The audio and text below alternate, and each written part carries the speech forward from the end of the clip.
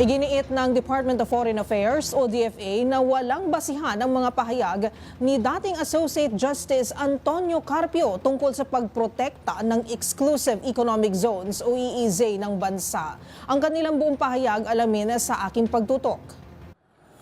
Umalma ang Department of Foreign Affairs o DFA sa naging pahayag ni dating Supreme Court Associate Justice Antonio Carpio sa isang television interview kung saan sinabi nitong tinutulugan ng kagawaran ang trabahong iprotesta ang pag-angkin ng China sa halos kabuuan ng South China Sea gamit ang 10-dash line nito. Sa panayam kay Carpio ng Billionaire News Channel o BNC noong nakaraang Biyernes, sinabi nitong dapat gamitin ng Pilipinas ang Biodiversity Beyond National Jurisdiction Agreement o BBNJ Agreement, na kilala rin bilang High Seas Treaty, na ang pangunahing layunin ay i-regulate ang mga karagatan sa labas ng national jurisdictions, kasama na ang mga karagatan sa loob ng Exclusive Economic Zone o EEZ ng High Seas. Ayon sa DFA, malinaw ang nakasaad sa 2016 Arbitral Award kung saan sinabi nitong incompatible ang 9-dash line ng China sa UNCLOS at wala itong dalang legal na puwersa.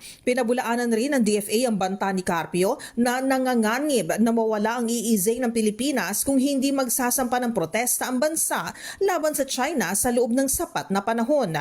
Ayon sa DFA, wala itong legal na basihan at iginiit na ang EEZ at ang High Seas ay hindi iisa. Iginiit ng DFA na hindi nanganganib ang maritime zones ng bansa at ang mga akusasyon laban sa DFA at sa pamahalaan na ibinabato ni Carpio ay walang basihan. Bagamat ni-ratify ng China ang High Seas Treaty, sinabi ni Carpio na dahil sa inaangkin nito ang kabuuan ng South China Sea ay hindi ito applicable sa kanila. Dahil dito, inuudyukan ni Carpio ang DFA na magsampa ng protesta laban sa China sa lalong madaling panahon upang hindi magamit ang tinatawag na Doctrine of Acquiescence o Implied Consent sa usapin na agawan ng teritoryo sa South China Sea. Para sa MBC TV Network News, ako si Karen Oyong ng DZRH. Una sa Pilipinas, una sa Pilipino.